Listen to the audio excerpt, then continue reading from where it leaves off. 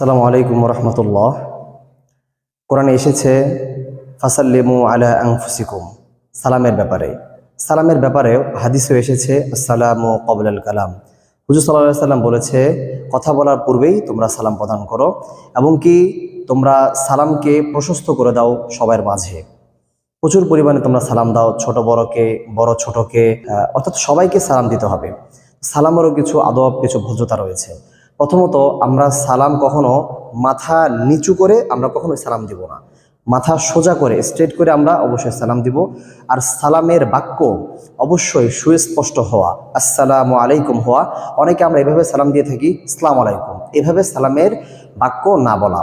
আর অবশ্যই টয়লেট থেকে বের হওয়ার সময় অথবা টয়লেটে যাওয়ার সময় কাউকে সালাম না দেয়া এবং কি সালামের উত্তরও না দেয়া।